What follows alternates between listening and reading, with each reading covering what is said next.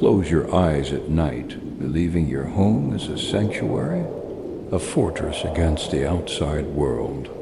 You lock the doors, check the windows, and dismiss the sounds of the house settling as just that, settling. But what if those sounds were footsteps? In 1987, in the quiet town of Pepperell, Massachusetts, the Andrews family moved into what they thought was their dream home. A fresh start.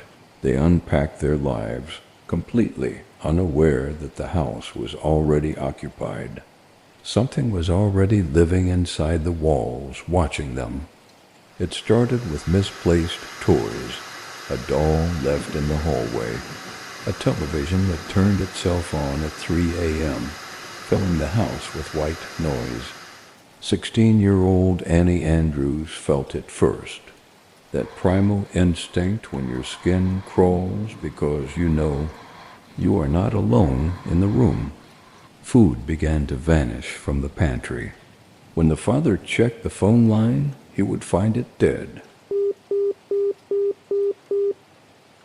only for it to work perfectly minutes later. Then the sounds began, thumping in the walls, rhythmic, slow knocks that seemed to follow Annie from room to room, hidden behind the plaster. Annie begged her father to listen, to believe her, but he gaslit her. "It's an old house, Annie. It's just settling. You have an overactive imagination." Locals began to tell stories. They saw a ghost in the windows of the Andrews home, a pale, emaciated figure in a mask watching the street. One afternoon, the father returned to find his younger daughters hysterical. They claimed the ghost had emerged from the walls and forced them to play. It was a silent tea party.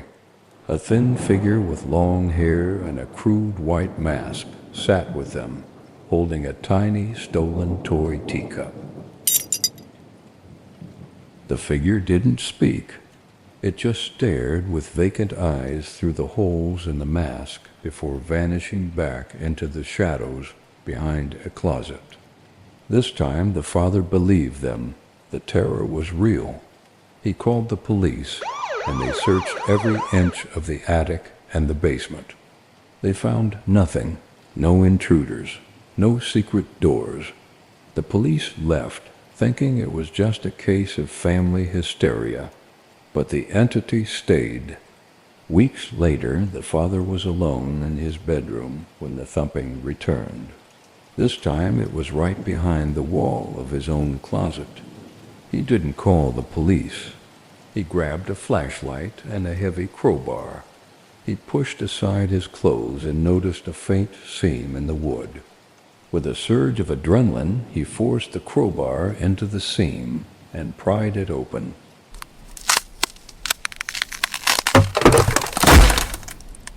A hidden panel fell away, revealing a dark void.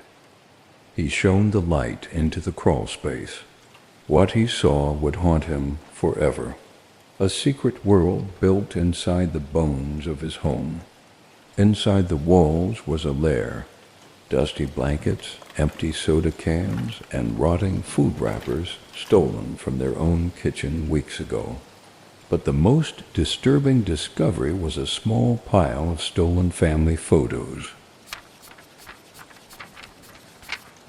Daniel LaPlante had been obsessively watching them from the dark. Police returned and found 18-year-old Daniel hiding between the beams in the basement, clutching a hatchet.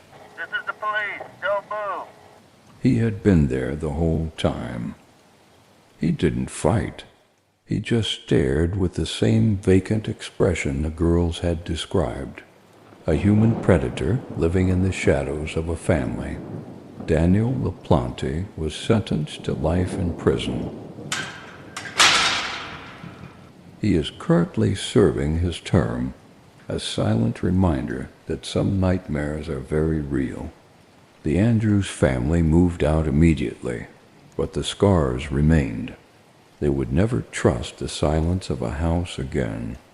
Tonight, as you lay in your bed and hear a creak or a thump, don't be so quick to blame the wind or the house settling, because the deepest terror doesn't come from the shadows outside. It's already inside, breathing with you, just inches away.